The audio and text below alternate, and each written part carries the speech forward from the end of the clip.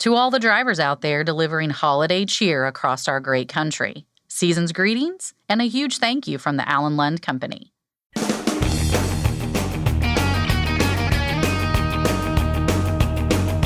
OOIDA, representing America's truckers since 1973, presents Landline Now with your host, Mark Reddick.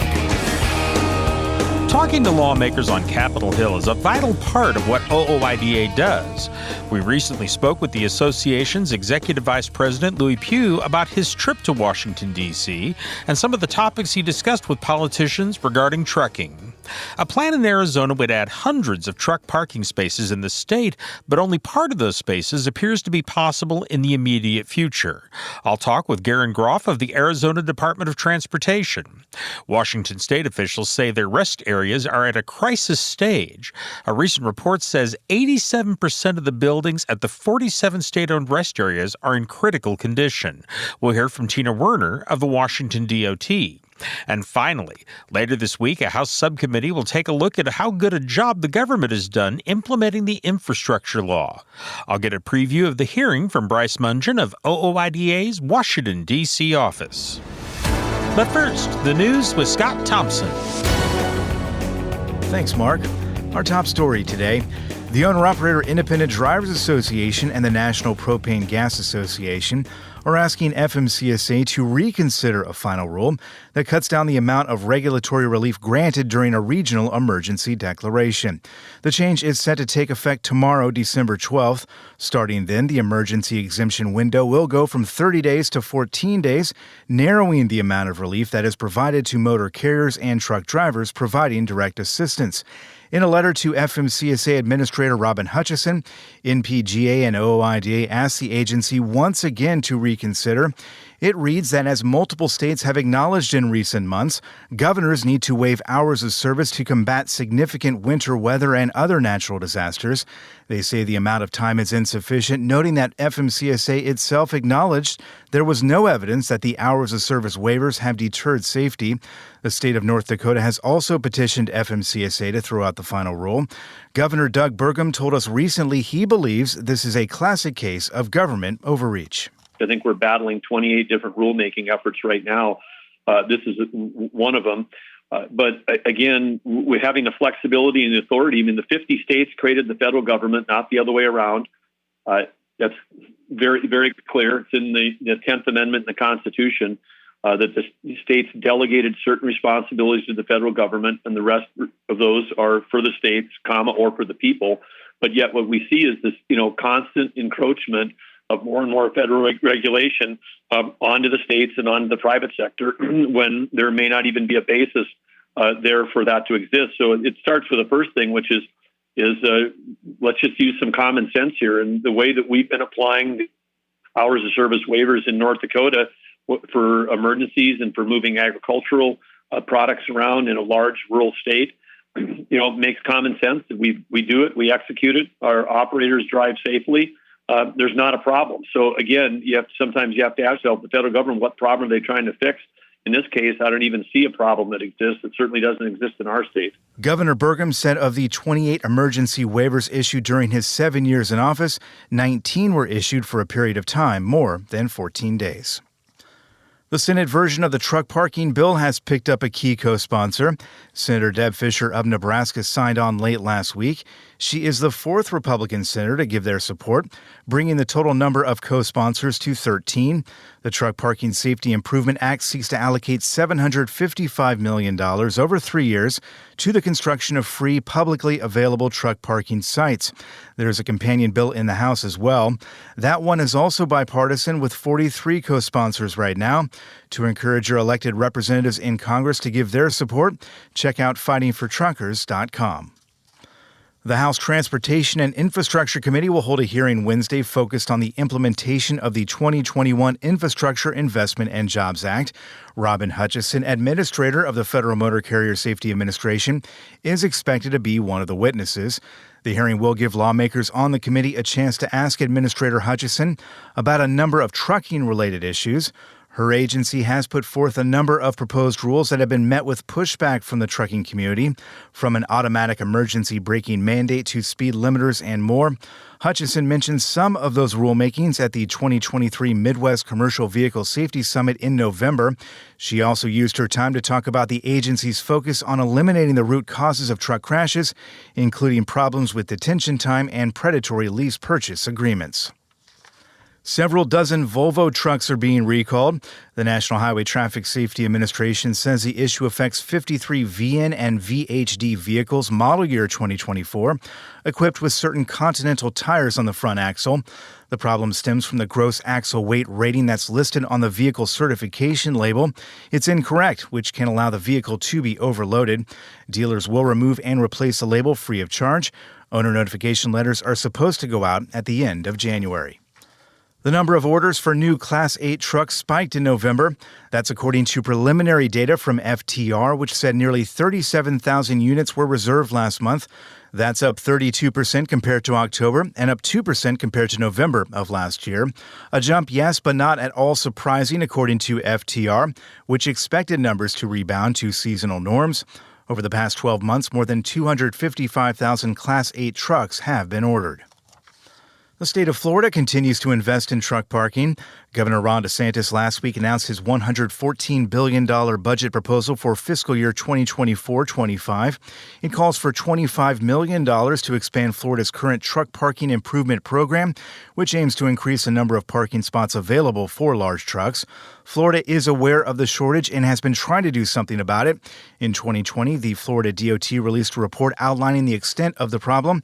And earlier this year, the agency proposed 5 truck stops near Interstate 4, all with the express purpose of providing more parking options. The Canadian Trucking Alliance has named its 2023 Canada Driver of the Year award winner. It's Darcy Knowles of Alchemist Specialty Carriers. The announcement was made during the British Columbia Trucking Association's Christmas party late last week. Knowles has more than 30 years of experience in the trucking industry and 11 years of crash-free driving. More than a skilled driver, Knowles is described as being a friend to all.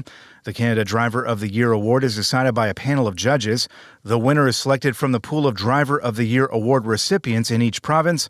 Knowles was last year's Driver of the Year for British Columbia. And finally, what's it take to move a 220-ton building to a new location? About 700 bars of soap, apparently. This isn't the start of a joke. It actually happened in Nova Scotia recently. UPI reports that Halifax's Elmwood building, which was built as a home in 1826 and converted into a hotel in 1896, was slated for demolition in 2018. But it was saved when new buyers stepped in and announced plans to move the structure closer to the street, put it on a new foundation, and connect it to an apartment building. The plan called for 700 bars of ivory soap, which were used to help the building glide across a steel frame some 30 feet by 2 excavators and a tow truck. One of the people who worked on the project said ivory soap is particularly soft, making it ideal for a smooth move. And it could very well happen again soon. The Elmwood building is set to be moved again in the near future once its new foundation is complete. That's Landline Now News for today. I'm Scott Thompson. Thanks, Scott. OOIDA is seeking the names and addresses of military personnel serving overseas so we can send them care packages through Truckers for Troops. Call that information in to 816-229-5791 or email it to troops@ooida.com. Next, Ashley Blackford speaks with OOIDA's Lewie Pugh about his recent trip to Washington, D.C. We'll hear about a plan to expand truck parking in the state of Arizona, and I'll get a preview of an upcoming hearing on the infrastructure law from Bryce Mungen of OOIDA's Washington, D.C. office. We'll be back in just a moment with more. I'm Mark Reddick, and this is Landline Now. Thanks for listening. Be sure to like and subscribe. If you want more content, go to landline.media to get updated news, information, and archived editions of our show. Once again, that's landline.media. Control your toll costs and eliminate tolling headaches with Prepass Tolls. Prepass Tolls means toll volume discounts. Just one invoice for all tolls and fewer violations. Call 877-878-5970 or go to prepass.com. Attention all truckers, Dean Michael, the tax doctor here. I want to talk to you about those dreaded tax problems. I know you want to keep on trucking and not even think about them, but let's face it, they're not going away all on their own. You need professional help. I've been helping truckers put their tax problems in the rearview mirror for years. I can help you too. Call me now for a free consultation at 888-557-4020 or go to mytaxhelpmd.com. It's like I always say, keep your eyes on the road, I'll keep mine on the IRS. 888-557-4020. It's tested and proven. Burn 2.1% less fuel when you balance all wheel ends with Centromatic. Call 800-523-8473 to get the OOIDA discount. Welcome back. Lewie Pugh joins me now. He is the Executive Vice President for OOIDA. Lewie, thank you for coming in. Thanks for having me, as always. Now, Lewie, you dressed up, got all gussied up, I saw last week, went to Washington, D.C. Give me a little overview of your trip there and everything you did. Yeah, I had to dig out my Marion and burying I noticed that. So, as I like to call it. Mainly, we didn't have I guess the main agenda was just to go down, follow up, do some year-end follow-up stuff with lawmakers, remind them of the issues, reacquaint ourselves with some, meet some ones that we haven't met with, or I haven't met with, I guess you'd say, in the past. D.C. guys, of course, are always on the Hill doing something, but some stuff with that. Had some press meetings with a few of the press outlets talking about the year in review and how trucking, the good, the bad, the ugly of trucking for the last year. A lot of talk about parking. A lot of talk. There's a Right to Repair Act out there. We had some meetings with some key individuals on the Right to Repair Act. Some key meetings on overtime pay and stuff like that as well. And then, of course, the big thing that everybody's interested to, some conversations on broker transparency. Mm-hmm. When you sit down with a senator or lawmaker, maybe that you haven't met with before, what is the conversation usually like? Do you feel like they're familiar with trucking and some of the issues? Are you educating them? How does that usually go? The majority are not. A few have been around trucking or had something to do with trucking in a past life before they became an elected official. The staffers, some of our meetings were with the officials, some of the meetings was with their staffers. The staffers are the interesting ones because some of them, they have no idea. Mm-hmm. But then some of them, their uncle, their aunt, their we have some of their relatives are in trucking, so that's always helpful. Mm. But mainly it's education. Introduce our background, who we are, what we are, who we represent, and then we get into the nitty gritty. And we come at this from experience, personal experience, or what our members are telling us their experiences are, depending on the discussion that we're having, and sometimes both. Mm-hmm. So it's just mainly educating. The helpful thing is always, and I say this always, and we'll probably say this a couple times here, is the more that members reach out to their lawmakers, the more helpful, because it's nice when you go in and say, hey, I've had a couple people call me about this. What's this all about? Or can you educate me more? And that's always very helpful. Mm-hmm. How do you prepare going into these meetings as far as, you obviously are up to date on all the issues, but how do you prepare going into these meetings on what to talk about and kind of what to focus on? Well, mainly, usually you get 30 minutes to 45 minutes with a person, and you spend 10 minutes of being niceties, I guess you would say, which is great. Yeah. You should. But me personally, the first thing I try to do is I look up the lawmaker, especially if it's one I don't really know, kind of learn a little bit about the lawmaker, because it's always nice if you can ask them a question or something that they can relate to or they like to talk to, and it kind of changes. I don't know if it changes the room, but it warms them up more. Yeah, for sure. So that, I show interest in them. Mm-hmm. And then, talk about the issue, whatever. There's lots and lots of issues out there. Lots of things, if we had crystal balls or magic wands, that we could see the future and then change it, that we'd love to do immediately over the board.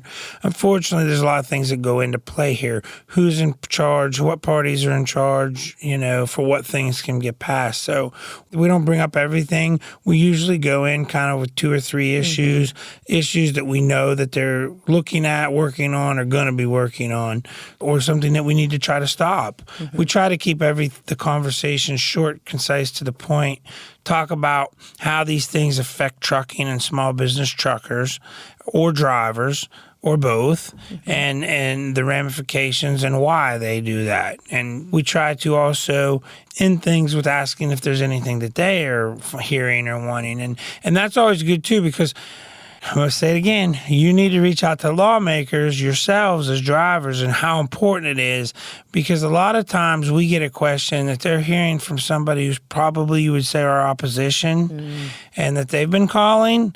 And that's what I always remind people. There's some people that have nothing else to do but lobby against you and working, and they get paid, and a lot of those people are very good at that. So, we play defense a lot, trying to shut things down or explain. So the nice thing is, once in a while they bring up something that they're hearing more from an adversary, from one of our adversaries.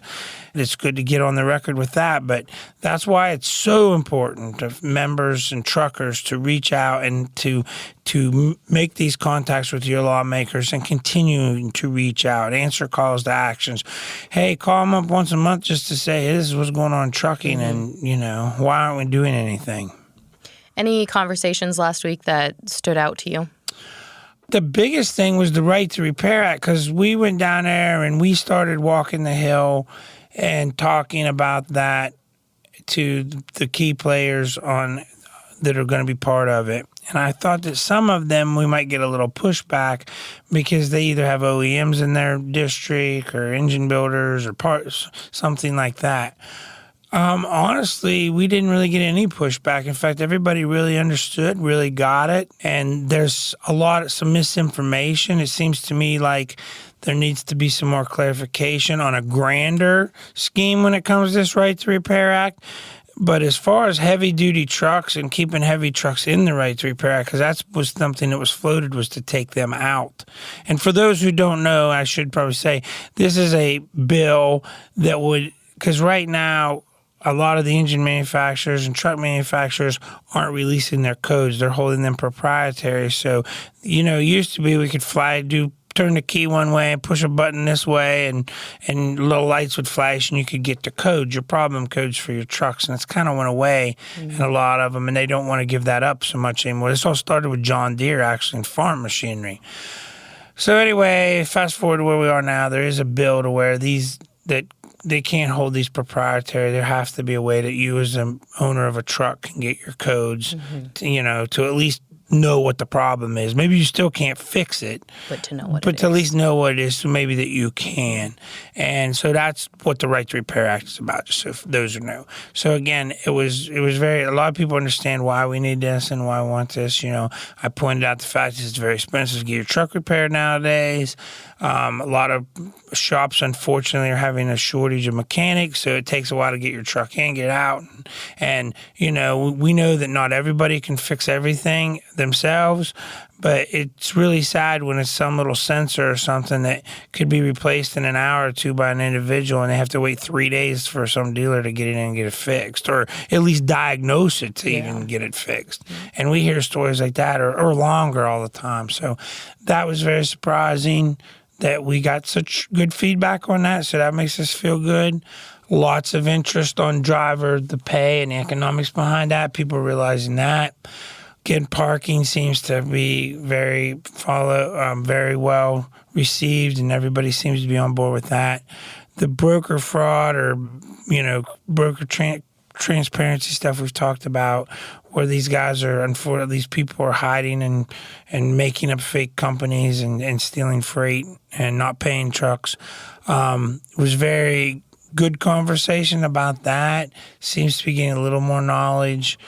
We share our frustration at FMCSA has continued to kick the can down the road and not really do anything about this or come out with a ruling on the transparency. We did have a meeting with TIA and some others while I was down there on this, on what to, some things they can do to start guarding to protect their business interests as well as what we spoke up over trucking and what we're seeing in trucking's interests. So, again, the problem right now is we've got to find somebody who is going to step up and do something, unfortunately, enforce some of these rules. And how important is it? I know you meet with, different lawmakers in the House and Senate Republican, Democrat. Why is that important to, be bipartisan? Well, as you know, OOIDA is a bipartisan organization, always have been, and you can't get, unfortunately, whether we want to admit it or not, partisan politics doesn't get anything done. And I have my own personal political beliefs, and I vote that way and everything like that. But with that being said, if you really want to get something done in Washington, D.C., you've got to get both sides of the aisle on board, especially in today's world, because as we see, Republicans call the House, the Democrats got the Senate and the presidency, but nobody has a real strong hold of anything. And, it just takes one or two people to peel off on either side and you lose it or it's gone. Or if you don't have a strong enough showing on the left, good chance if it passes, it could get vetoed by the president. We saw that with some of the EPA stuff earlier this year that Republicans passed. And then again, but again, and different parties have different values, things that are more important to them. Democrats are definitely more interested and open-minded, I think, when it comes to the wages and pay and detention time and those kind of things, way more than what the Republican side of the aisle is a lot of times. Fortunately for us, we do have bipartisan bills on the parking, the GOT Act, all these acts. We're getting bipartisan support. It seems slow, and I know that probably my members are tired of hearing it, but I do think maybe people are starting to wake up and realize truckers are important, that people drive trucks. It's just trying to get them going down the right path now. Yep. Why is it so important to have in-person meetings with lawmakers on Capitol Hill and with their staff? Me personally, I think it personalizes things. I think that was the hard thing during COVID and all that craziness was we had Zoom meetings and it's not quite as personal. It's on a telephone or a letter or just a Zoom, whatever. It's easy to kind of tell people what they want to hear, I guess, at times. And I'm not saying you can't do a face-to-face. I mean, the politicians are politicians. But at least when you meet somebody, you start growing a relationship, and I have grown a relationship since coming here and going to D.C. so often. There are certain congressmen and certain elected officials that I wouldn't say we're personal type friends, but I see them in a hallway, I could talk to them. Maybe I have their cell phone number and I shoot them a text, Merry Christmas or whatever, and they send me something. I mean, that's about, but a good business relationship, for lack of better terms. So yeah, I mean, if you can, the better you can personalize things and the more closer you can get with people face to face, the more they start to listen to you, especially when you bring them the same message. You tell them the truth. You tell them the honest things. You don't change or waver. That's where it's so frustrating because you see some people out there, well, this time they're for this and next time they're for it the other way. And lawmakers, I think, have learned at OOIDA what we say, we stand behind what we say because we're speaking for our members. We're speaking for the people who call in here and tell us their problems and what they'd like to see, and from our board of directors and what they want to see done. For our listeners that are OOIDA members, obviously traveling to D.C. to talk to lawmakers isn't always an option. What can people do to voice their opinion, have their voices heard? The easiest way is to go to fightingfortruckers.com. You can go out there and find who your lawmaker is, and you can send letters, messages right off of there. It takes a minute or two. What I would also add to that is get involved locally. I mean, and I get it being trucking, but lawmakers, especially we're getting ready to go on holiday break, they have all kinds of little town hall meetings. They're here, Call your congressman or your senator's office. Just ask them, hey, where are they going to be? Or can you send me a list or something? Go there, talk to them. Introduce yourself. Say, yeah, I'm Joe Q Trucker or Jill Q Trucker, however you want to look at it. I drive for this company. I'm a member of OOIDA. That's always a good thing for us. We appreciate that. And just be professional. Talk about how certain things you need to see change or bills that are out there now, why to support them or be against them or whatever. All right, Lewie, thank you very much. Thank you, as always. It's been my pleasure, and be safe, drivers. That was Executive Vice President Lewie Pugh talking about his trip to D.C. For Landline Now, I'm Ashley Blackford. Stay tuned for more after this.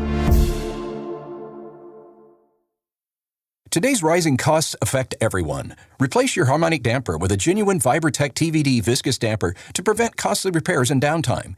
Keep your money in your pocket and your truck on the road with Vibertech TVD. Recommended replacement at 500,000 miles or 15,000 hours. Ready to make more money? Use a better load board. For a limited time, get 50% off Truckstop Load Board Pro. Just go to truckstop.com/go and enter promo code READY2023 when you purchase Load Board Pro. Landline Now, welcome back. A plan in Arizona would add hundreds of truck parking spaces in the state, but only part of those spaces appear to be possible in the immediate future. Garen Groff is a spokesman for the Arizona Department of Transportation. He says the DOT there has identified a need for more truck parking, but everything depends on the funding. First of all, I'm wondering if you can outline generally Arizona DOT's plan to expand truck parking. How many spaces, where, and so on? Yeah. Well, the Arizona Department of Transportation has developed a statewide truck parking plan that recommends a total of 842 additional spaces at 10 locations. These locations include 7 existing rest areas and 3 new safe lots that would provide parking only for commercial trucks. How did you identify how many spaces were needed and where to put them? ADOT took a look at where the demand is in terms of existing lots and their capacity, as well as where trucks are parking in undesignated areas. So between that, we saw where the need was and also where it's feasible to build locations within a reasonable budget constraint. What's required to put this plan into place in terms of funding and other factors? Currently, ADOT has funding for 3 facilities for a total of $32 million. In terms of 7 other facilities, we will be looking to identify funding sources for the sort of longer-term portion of the plan. Is this federal funding you're looking for, state funding? Could be federal funding, could be state funding. We'll look wherever we can find it.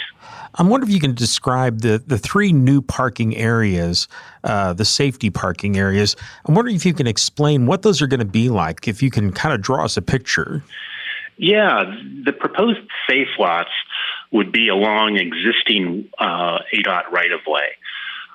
So often they would be at interchanges where there's some excess room where we could build basically kind of minimal parking lots. We're looking at maybe alternate pavement, such as milled asphalt, and then looking at perhaps vault toilets. These would not be full-fledged rest areas, but would provide space for parking. What's the timeline in terms of when specific improvements would be made under the plan? Yeah, we don't have a specific timeline at this point. We know there's funding for 3 facilities, so we're working to get those on the schedule. In terms of the other 7, that's going to be a longer-term process to identify funding. Okay. Why did the state decide to tackle this issue at this point in time? What was the impetus? Well, ADOT is in communication with the trucking industry. We also have employees who work all across the state, so we are aware both directly from the trucking industry and from our observations along highways and at rest areas that there is a demand for more truck parking across the state. Several years ago, the Arizona DOT had closed a number of rest areas in the state, and it kind of made the news at that time because of the truck parking situation. What do you think turned the situation around to where the DOT is now looking at building additional truck parking? We see a tremendous increase in demand for truck parking. There's an increase in vehicles using the interstate system in Arizona in the last several years. Also, funding has become available for at least 3 of these facilities. So we thought it's a good time to take a look at what we can build in the near term and have plans in place as we identify funding for future projects. The truck parking crisis nationwide has been pretty well documented. I think the figure is that for every there's one parking space for every 11 truckers on the road, although I don't know the specific figures for Arizona. How far do you think this project will go in terms of solving the truck parking shortage in your state? We know that this should address some of the hot spots because really this is taking a look at the geographic areas where demand is the greatest, both in terms of the existing facilities and the undesignated areas where vehicles are simply parking along entrance ramps. So we think that this will address some of the short-term needs, but we know this is an ongoing process, and that's why we're identifying 7 different facilities for future expansion, even though we don't have all the funding lined up at this point. Is there anything else on this topic that you think people need to be aware of? This plan for all 10 facilities would add 842 truck parking spaces. And the more immediate plans for the 3 facilities where we do have the funding would add a total of 370 spaces. That was Garen Groff, a spokesman for the Arizona Department of Transportation. Washington state officials say their rest areas are at a crisis stage. A recent report from the state's Department of Transportation says 87% of the buildings at all 47 state-owned rest areas are in critical condition. Tina Werner, a spokesperson for the Washington DOT, says the situation is not a pretty picture. Well, first of all, we're talking here about this report that came out regarding the rest areas. What did the report show in terms of the current condition of the state's rest areas? Well, the Safety Rest Area Strategic Plan that our agency just recently published shows that the condition of our rest areas is pretty poor. We have 47 state-owned rest areas across the state, which provide important services to travelers and our trucking partners. And many of those buildings are more than 50 years old. We have instances where some of those buildings, the water, the electrical, and the heat operations of those facilities are also failing. So those are some of the recommendations that we've made in this new strategic plan, along with doing public outreach for 2 separate rounds to the traveling public and the freight community, and hearing what they had to say were also some of the biggest needs that they would like to see improved at our rest areas. Outside of the age, what does Washington State DOT think is the cause of the declining condition? Is it just the age, or is it more than that? The age is definitely a big factor in that. I mean, if you think about it, if you have an old vehicle, we can continue to do some minor repairs and maintenance on it over time. But as time continues, there's just the need for more substantial improvements, like doing sewer upgrades, like making sure our roofing and the repairs to our roofing are adequate, so we're not causing any leakage into our facilities. Another concern is that it is more expensive. There's rising costs due to increasing usage. We have seen an increase of roughly 4 million users annually use our rest areas, and it's more expensive to maintain them because the buildings are older and the infrastructure is failing. Okay. The DOT gathered some public input back in 2022. What sort of information did the Department of Transportation get from that process?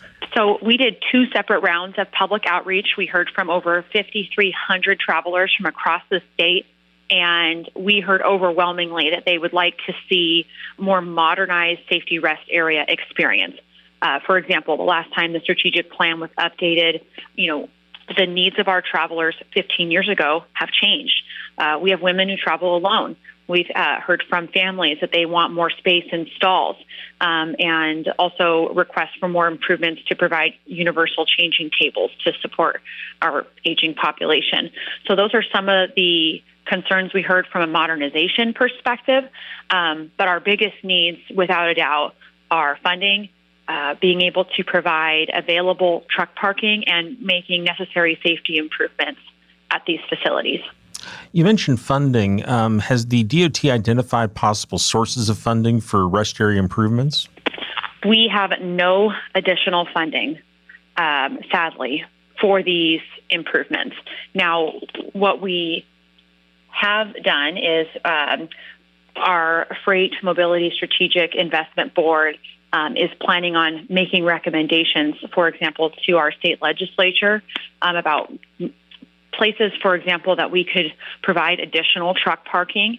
We have put forward a recommendation in terms of what it would look like to modernize all of those 47 safety rest areas that we have. And we plan to share that with lawmakers and the Washington State Legislature, who appropriates our budget. We don't get to set our budget. We don't necessarily get to set policy, but we'll continue to use this plan in terms of sharing what the need is, what the feedback is from the traveling public, and use that to reevaluate priorities for preservation and improvement projects in the future for WashDOT. I'm curious in terms of the capacity of what they were built for versus how many people they're serving now. Does the DOT have figures on that? Most of our rest areas were built in the 60s. So they definitely were not intended for today's usage and today's current demand in terms of truck parking and safety concerns that we have today. You mentioned truck parking. What are some of the ways the state hopes to address specifically the need for additional commercial truck parking? Well, we know that truck parking is really important to the safety of our commercial trucking partners and to the traveling public. Also, safety at our rest areas is an important part of that puzzle. We need more truck parking at our rest areas, and it isn't just as easy as, updating the pavement, for example. Some of our rest areas, like I mentioned before, they have water systems that need more serious improvements. So we've identified those as potential recommendations. We have 2 locations, for example, that our Freight Mobility Strategic Investment Board has plans to make recommendations to the state legislature for areas that we could provide additional parking. And that would be at Snoqualmie Pass is location 1, and the other one is the I-5 Fort Lewis Way Station. And those are opportunities where we have worked alongside our partners at the Washington State Patrol and taking feedback from the local community and identifying what the cost would be to convert, for example, vacant land to an available truck parking facility, or make the necessary improvements to add additional truck parking at a current WashDOT Way station. So those are some avenues, for example, that we have begun the conversation to explore and to make official recommendations to the state legislature. But ultimately, at the end of the day, it's up to our lawmakers to balance a budget and appropriate those funds where they deem appropriate. Okay. Does the DOT have any amount that they anticipate it'll cost to make the necessary updates and upgrades to the rest areas to meet today's needs? Yes, we do. Our safety rest area strategic plan says that it outlines the financial need over the next 15 years to make those modernization and safety improvements, which is anywhere from $375 to $500 million to make those upgrades and renovations. Well, that's all I have. Is there anything else on this topic that you think people need to be aware of or that they need to know? We really appreciate, the amount of travelers from across the state and neighboring states that contributed towards this plan. That public comment period, it has passed, but if folks do want to provide us any comments on the published plan, they're welcome to email us. That email is wsdot.safetyrestareas@washdot.wa.gov. That was Tina Werner, a spokesperson for the Washington Department of Transportation. I'm Mark Rettig, and this is Landline Now.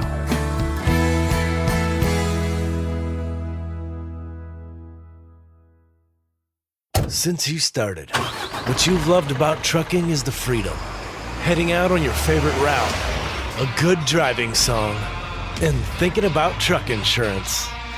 Well, maybe not that last one, That's why we're here.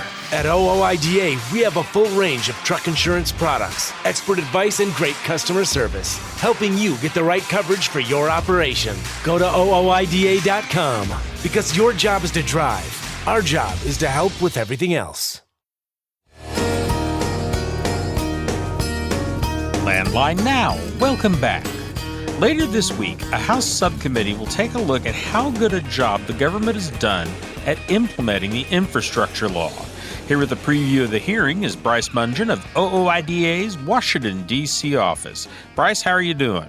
Mark, I'm good. How about yourself? Very well, thank you. Let's start with this. What's the official topic of this hearing? I mean, what are they saying it is?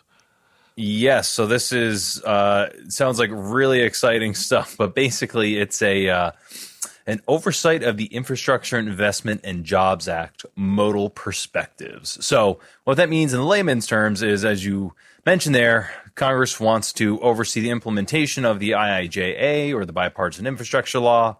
And when they say modal perspectives, what they're talking about is they're bringing in the different administrators for the various modes of transportation. So highways, transit, FMCSA overseeing trucking, National Highway Traffic Safety Administration. So they're bringing in all the people who are in charge of overseeing the implementation of this law to see how it's going. Okay.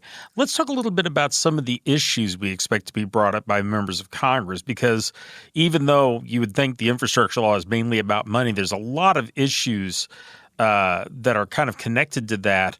And I know speed limiters is very high up on the list. What aspects of speed limiters are likely to be covered during this hearing?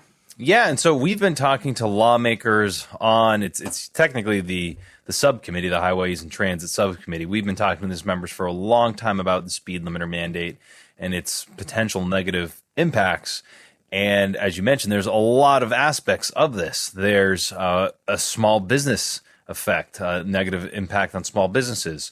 And that's something that FMCSA and NHTSA has said themselves. They've said that this would make small business trucking companies less profitable.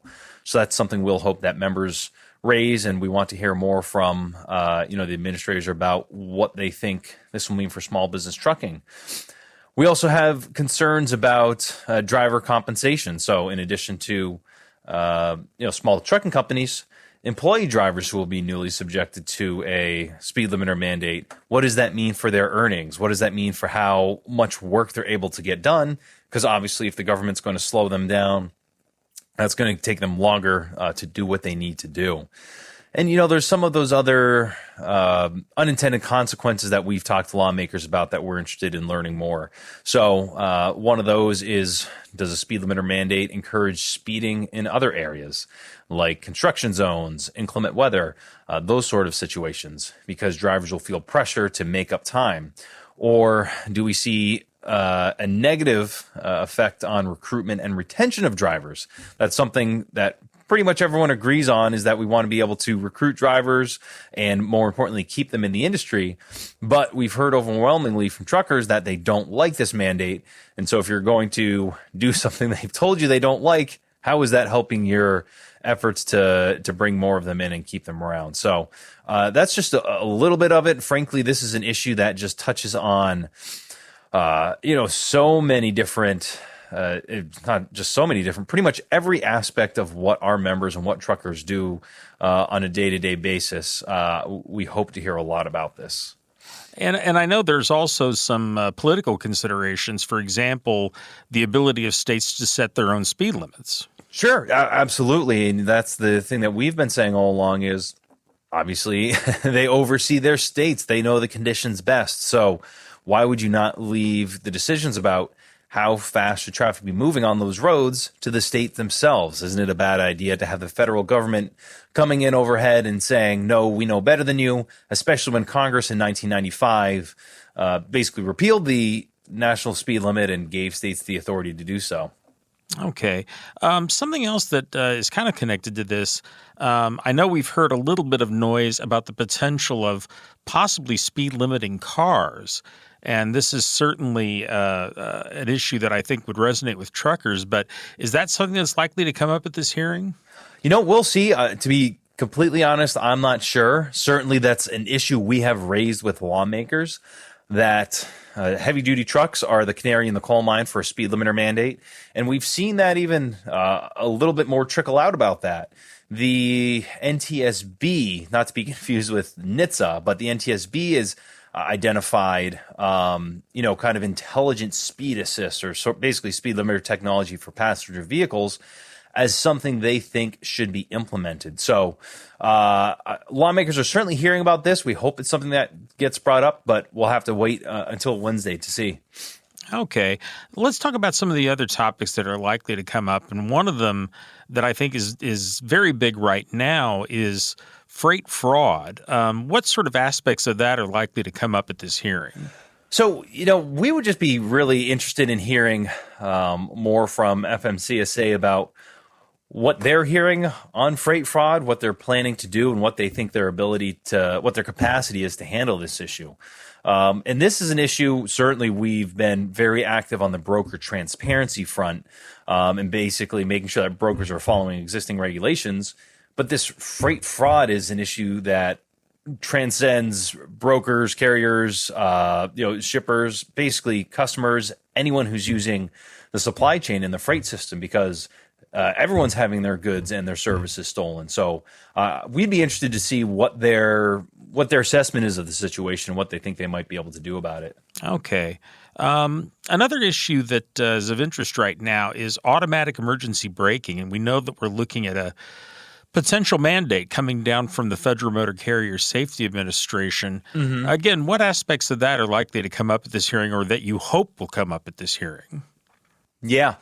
And so the AEB mandate is something where there's really a direct connection to the IIJA, or the infrastructure law, because that law does mandate that FMCSA and NHTSA issue AEB mandate for heavy-duty trucks.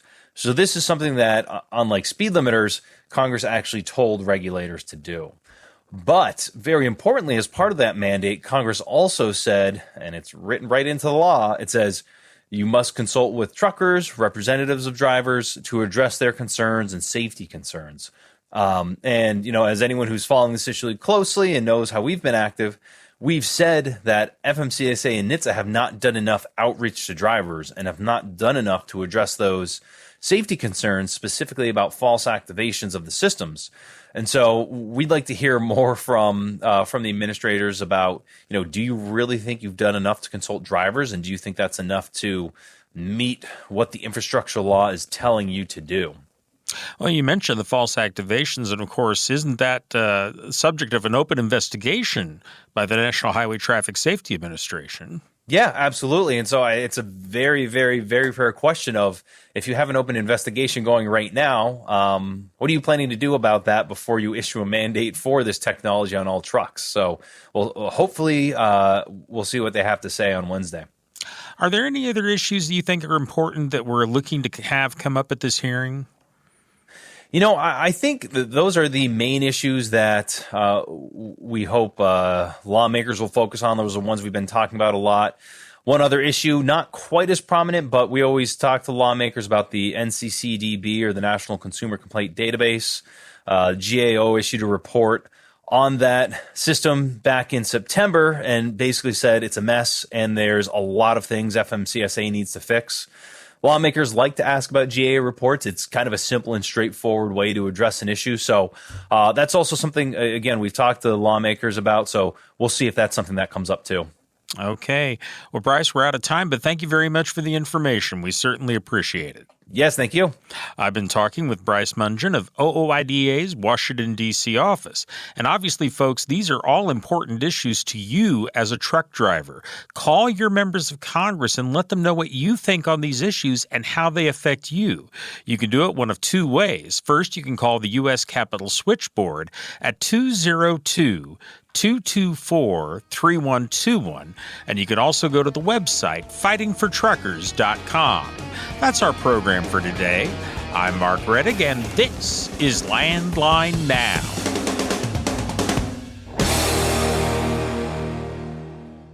Thanks for listening. Be sure to like and subscribe. If you want more content, go to landline.media to get updated news, information, and archived editions of our show. Once again, that's landline.media. I'm a dad, a son, a husband, wife, I'm a writer, photographer. I farm. I'm a veteran. I love old cars, fishing, my kids, Chrome, and I am a professional truck driver. And together we are OOIDA. OOIDA was founded by truckers to stand up and speak on behalf of truckers. We've done that by combining the individual voices of our members into a single, powerful voice. Protecting your interests, defending your rights. Join us! Make your voice heard. Join OOIDA, the Owner-Operator Independent Drivers Association. Call 1-800-444-5791 or visit OOIDA.com.